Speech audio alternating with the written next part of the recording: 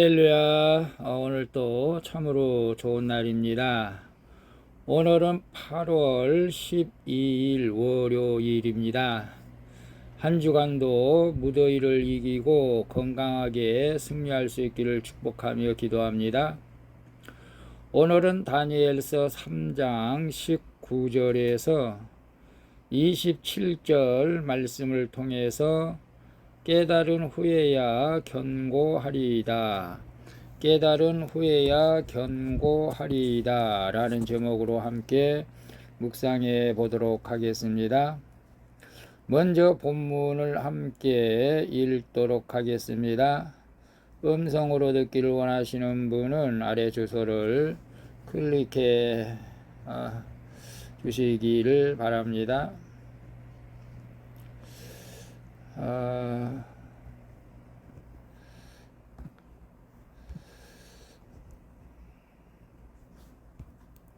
벨드사살이라 이름한 다니엘이 한동안 놀라며 마음으로 번민하는지라 왕이 그에게 말하여 이르기를 벨드사살아, 너는 이 꿈과 그의 해석으로 말미암아 번민할 것이 아니니라.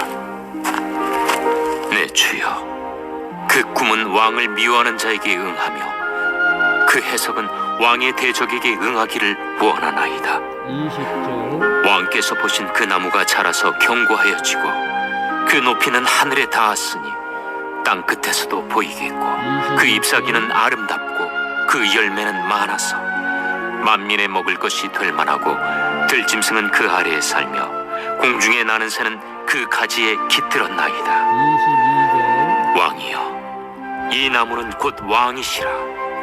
이는 왕이 자라서 견고하여지고 창대하사 하늘에 닿으시며 권세는 땅끝까지 미치심이니이다. 23절 왕이 보신즉 한 순찰자 한 거룩한 자가 하늘에서 내려와서 이르기를 그 나무를 베어 없애라.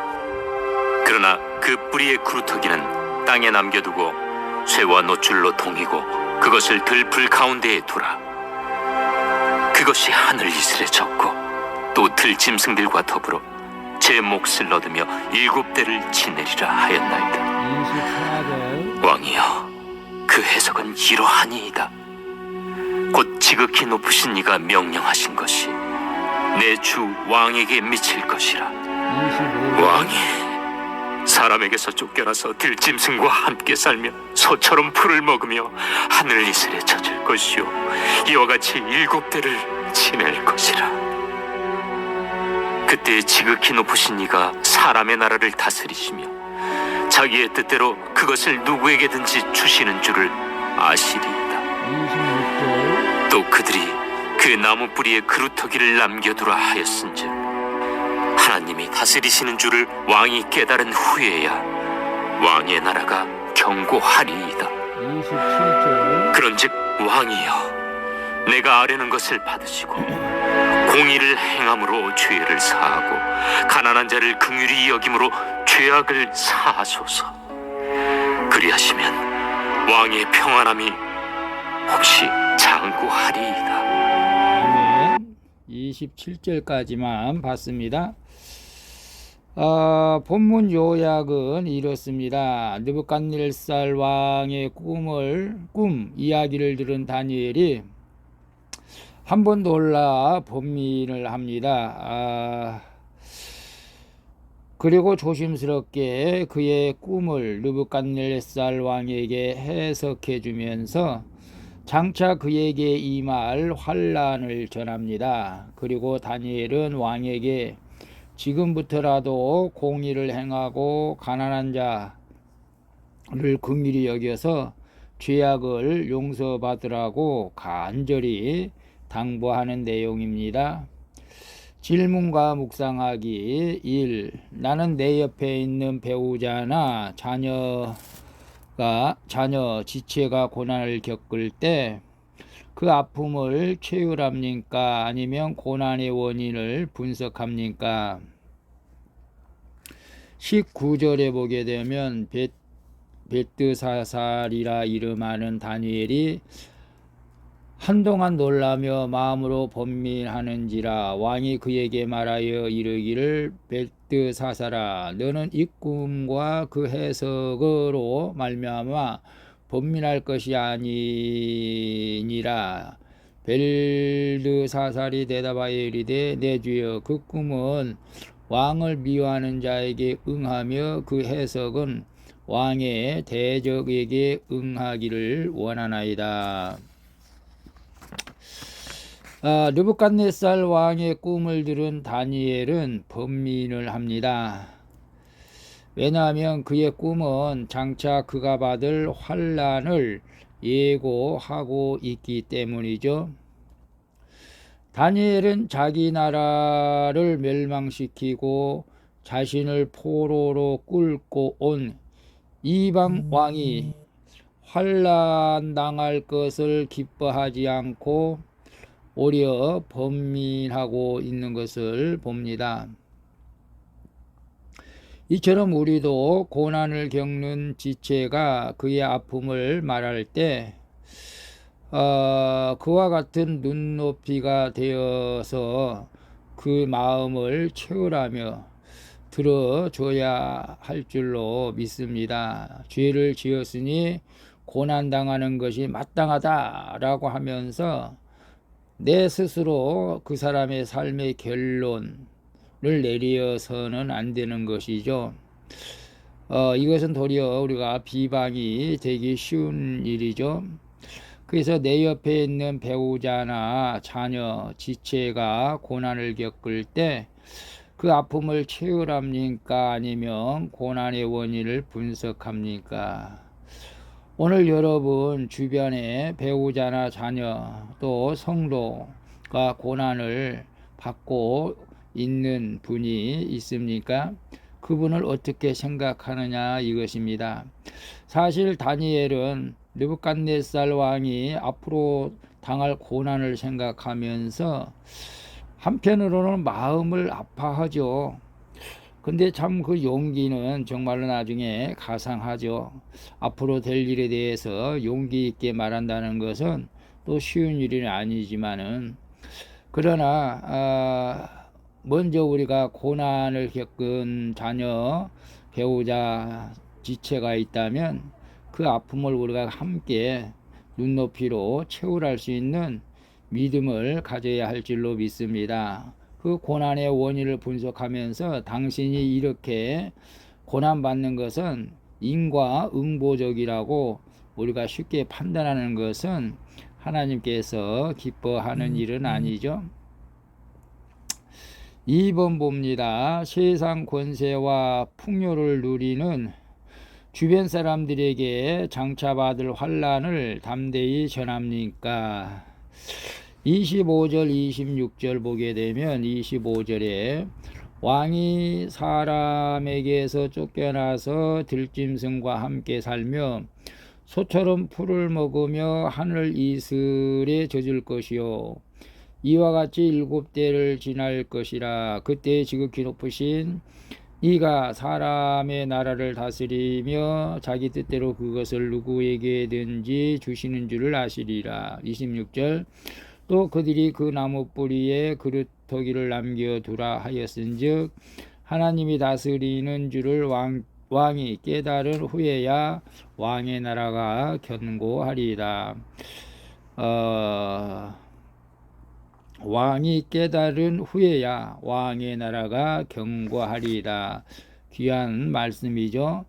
모든 사람이 구원받기를 원하시는 하나님은 느부갓네살 왕에게도 고난을 허락하신 것이죠. 이방인이고 하나님을 믿지 않는 그런 왕인데도 불구하고 하나님께서 그에게 고난을 통해서라도 하나님께 돌아오기를 원하시는 것이죠. 악하고 음란한 우리를 구원하시고자 사람의 매와 인생의 채찍이라는 환난을 사용하시는 것입니다. 이 세상은 영원하지 않죠. 언젠가 우리는 생명도 가족도 물질도 다 내려놓고 이 땅을 떠나게 되는 것이죠. 이것을 알 때 세상의 것이 전부인 줄 알고 사는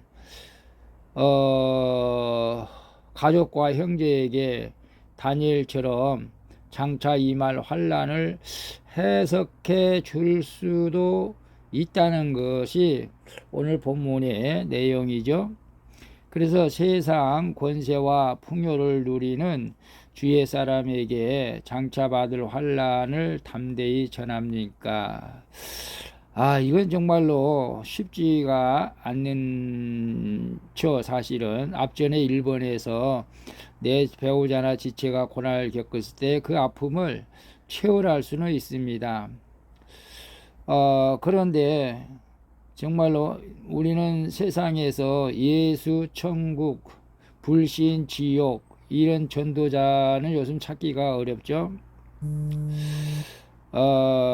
사실 예수 그리스도를 믿지 않으면 영원한 지옥에 들어가죠.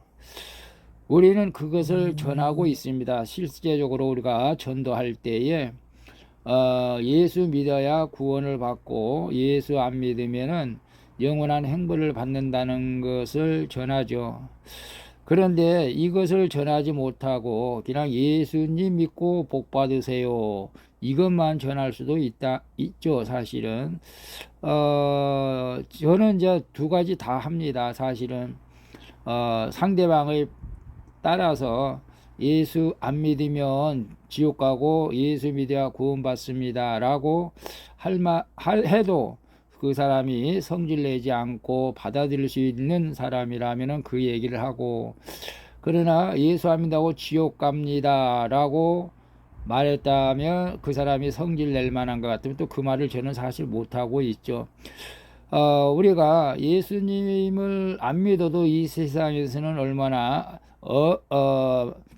풍요로운 삶을 살아갈 수가 있습니다. 그러나 우리가 한번 죽는 것은 하나님께 정한 것이요 후에는 심판이 있다고 말씀하고 있지 않습니까?